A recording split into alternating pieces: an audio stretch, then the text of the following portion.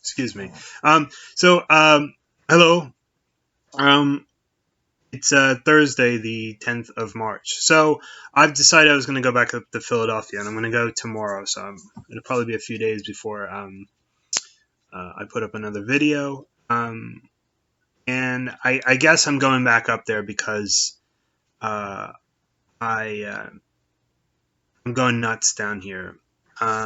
So I find it really hard to keep to a schedule while I'm down here. And that's something I really need uh, in order just to stay sane. I guess what I have, I actually don't have it right next to me. I have a little notebook about that big, well, smaller than an index card, and I basically write on it the things I want to do that day. I usually put too much on there. So I don't get that sense of accomplishment of actually doing everything. But when I actually had a second notebook, and sometimes I don't really keep track of it. It's only for today, and then tomorrow I'm just going to forget about what happened today. And sometimes it's there, and you're like, okay, maybe you overshot the mark, or maybe you can use the yesterday's one to plan today's. So if you didn't get something done yesterday that needs doing, well, that's a reminder. But I don't really sit there and track my progress. Maybe I should, maybe I shouldn't. But it's more of a motivator to do things.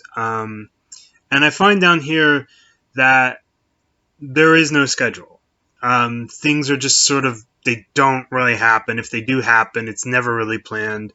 For one, there's only so much I can do here. I need to go out for walks, a bit of exercise, clear my head. As I said in the last video, sometimes when you have a problem, just a change of scenery or change it and just moving solves the problem, that your mind will start churning out things a bit differently when you move. And there's really only a couple places I can go on foot around here because I'm sort of at a crux of a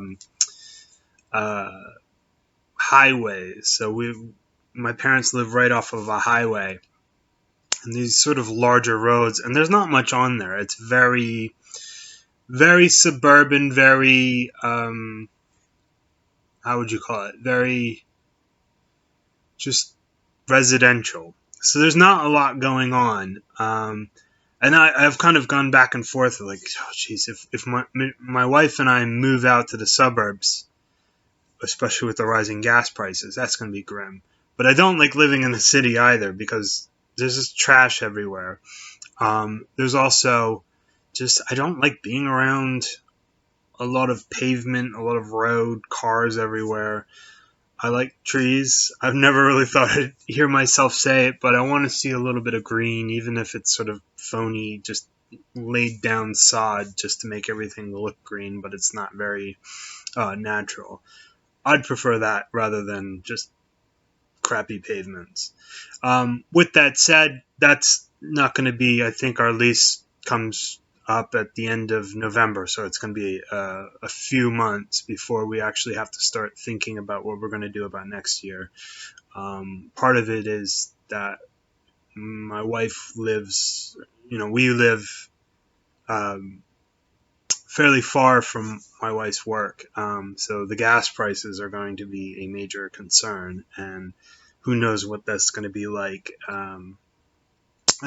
So anyway, I want to go back up there just because I feel like I can get more done.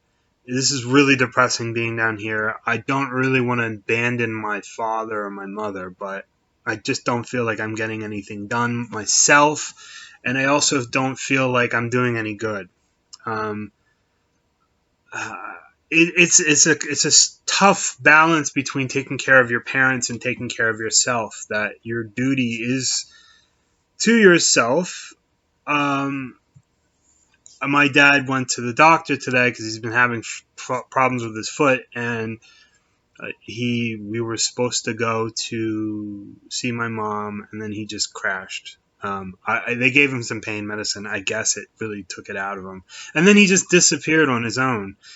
So I guess he went up there without telling me, which is, at this point, I've just stopped asking questions about them. And uh, so.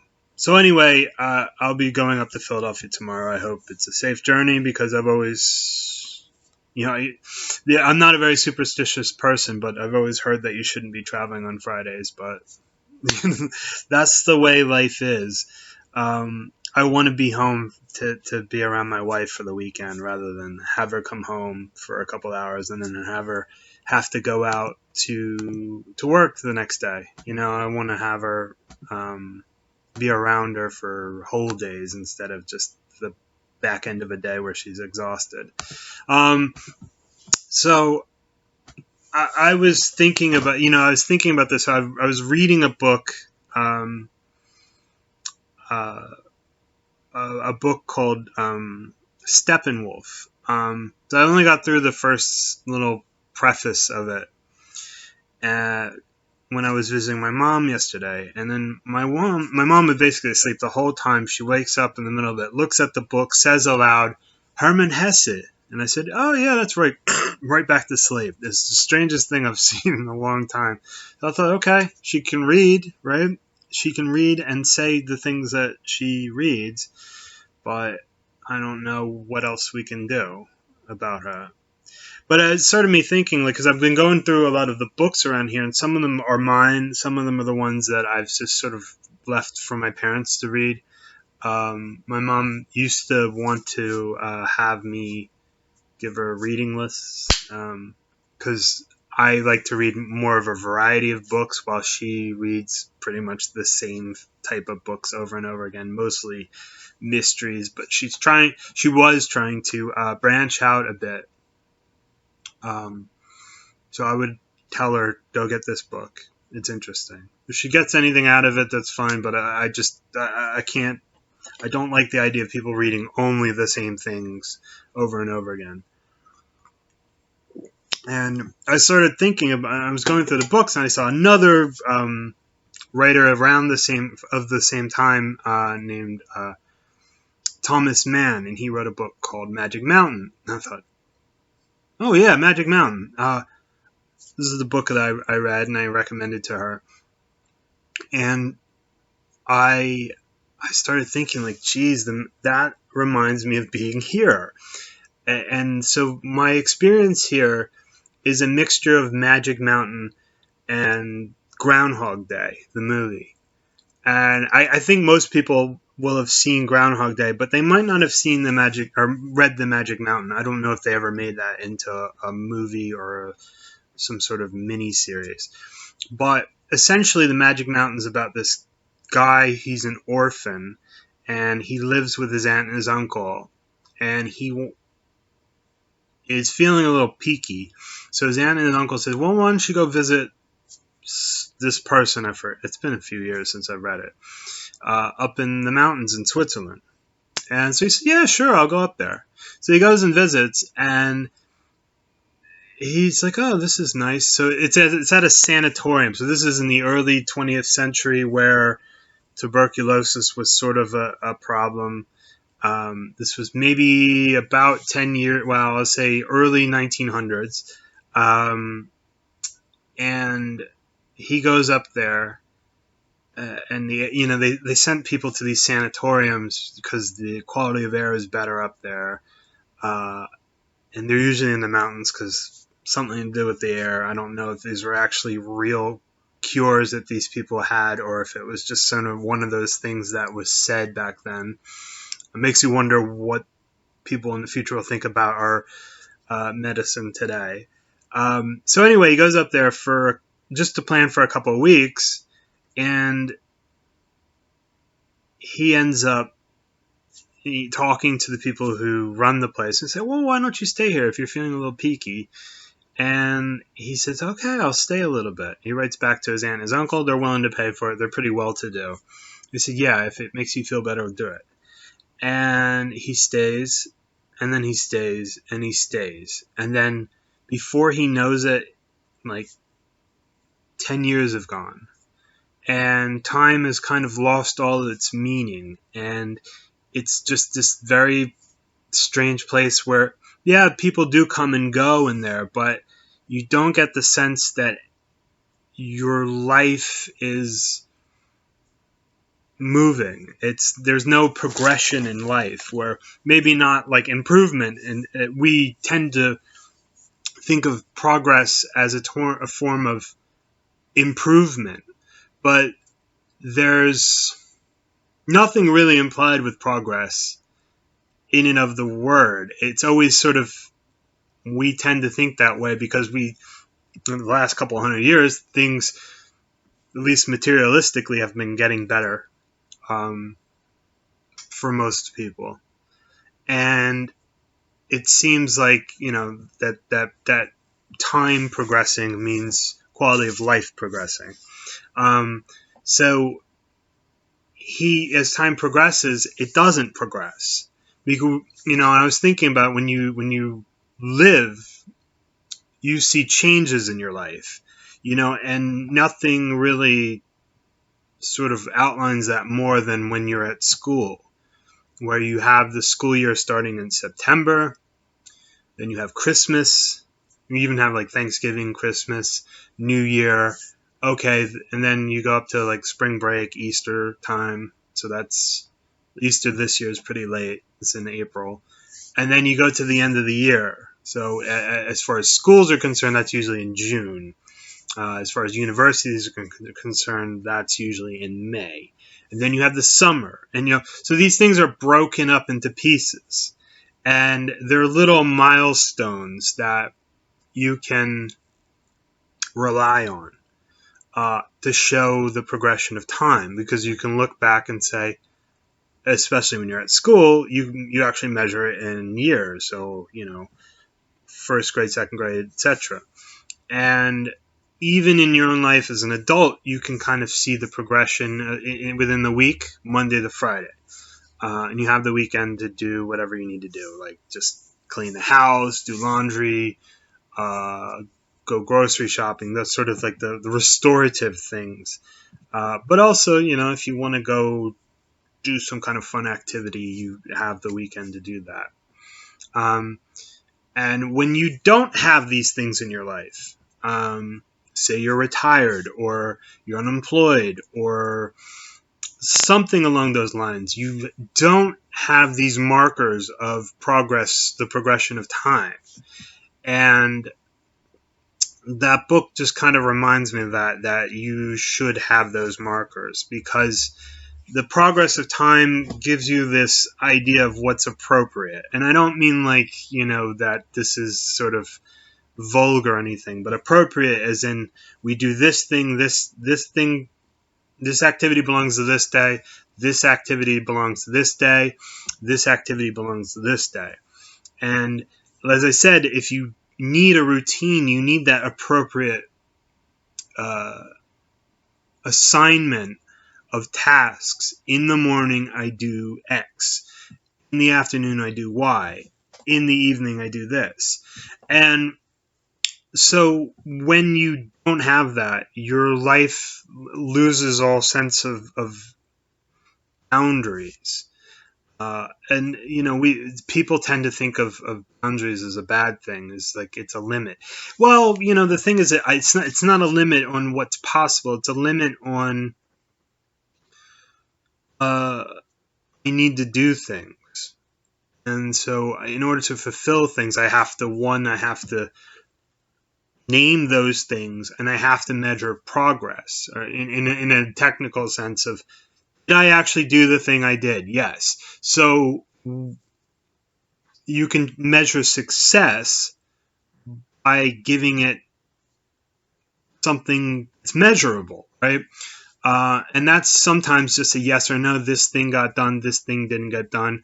And then if it didn't get done, did it nothing get done, or at least something got done? Something got done. Okay. Then you can decide a percentage. If you're reading a book, then you can measure it in chapters. If it's a pile of work, I said, like I have 10 bits of paper I need to deal with. I got through 3 of them. so you have this way of measuring things. And so in school and in other parts of your life, you can measure things by the year or by the semester or by anything. That as long as you have some way of measuring things, you have this, you can measure progress, or at least sort of time in grade, as the military would probably call it. But there's also this element of Groundhog Day where I just have totally lost track of what day of the week it is. The only thing that sort of gives me a sense of things are different from yesterday is maybe the weather or what's on TV. I've sort of taken to watching a lot of sports while I'm down here. My wife and I don't have cable or live TV. So sports are a really good distraction from the heavy shit of the world. I find myself to get really depressed, but I don't really watch. I've sort of started tuning out this whole Ukraine-Russia thing, not because I'm callous and don't care about people in faraway lands. I mean, I can only care so much, but it's also depressing. I have to look out for my own well-being, and watching war and people using very bellicose language is it's depressing, and I'm already depressed. I don't need any more. It's just, it's, we often talk about the straw that breaks the camel's back, in the sense that, you're carrying this whole burden, and then eventually something, even if it's not itself a giant problem, something will be the thing that just sets you over the edge, and you think, well, that's a bit of an overreaction to some small inconvenience or insult. But everyone has their breaking point, and if sometimes you just keep soldiering through it until you just can't do it anymore. Everyone has, like I say, everyone has a breaking point. It just comes out weird when you reach it, because it will be an overreaction. But as far as like the whole Groundhog Day aspect of the whole situation of being down here, I feel like I can't do anything, so I can't really change my environment, because just things. My parents are just absolute pack rats. And I feel like I can't throw anything out, because who knows? There is so much paper here. I wouldn't even know where to start with throwing things away. And maybe they actually do need things. So I'm just looking around like this is going to be a giant problem for me when they do go. So it's just really depressing. I know you can only see this picture over here and maybe a desk over there. But it's really, it is kind of overwhelming to sit in here. So I'm also a firm believer that your surroundings kind of dictate your mood. And when you're surrounded in just ugly piles of paper, it's not good for your mood. So anyway, so I've been watching sports. I've been trying to get out of the house when I can. The last couple of days it's been raining, and I don't really have a lot of clothing here. I only brought what a small little gym bag could bring. So I don't have like a raincoat. It's too heavy. Like my winter coat that I brought is too heavy. So it's just, Anyway, and I don't really enjoy walking out in the rain. So I've been watching a lot of sports. I've been listening to a lot of music as well. And I find that music is probably one of the few things that's always been there for me and throughout my whole life. I don't know how much it improves my life. It's very difficult to measure these things. But I do notice I feel better when I listen to something that I really like, or I find a new new band or new singer that I really like, and those don't really come around along too much because I have been listening to music for a very long time, and I know types of music I like. I explore things um, often to the point where it's okay, but I don't really find any new things that totally blow me away. But I still listen to a lot of the old music that I've always enjoyed. And it does really help me out in ways that I just look and like, oh wow, that really just changed my mood from either listless or depressed or angry to just feeling better, and like I say, doing that with sports or going for a walk or reading a good book or um, any of these things is you got to find some sort of comfort, some sort of thing that you can depend on, even if it's just for an album's usually 40 minutes, 45 minutes. Sometimes they're longer, which in my opinion is just far too long.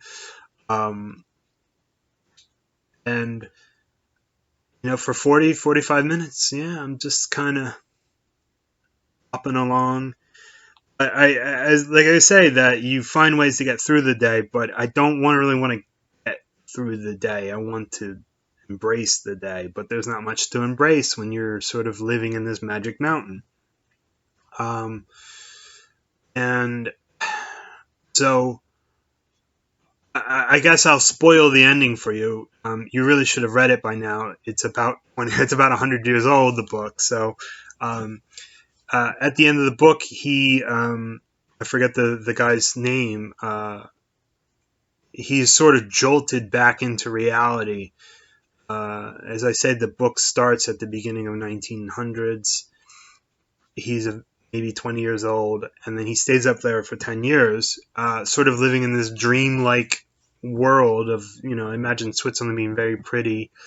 And the air is really good, but he's jolted back into reality because essentially he is healthy.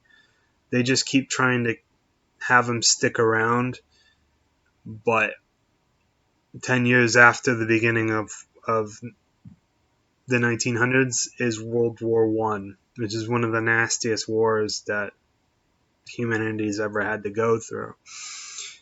And he has to go fight in this war, and he's not been living a very sane life, grounded life. He's been living in the mountains for years, and it's a big jolt back into reality.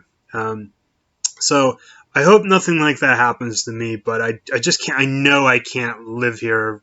I can only visit for a little bit at a time. Problem is, I don't really have any transportation, so I have to take a bus up to Philadelphia.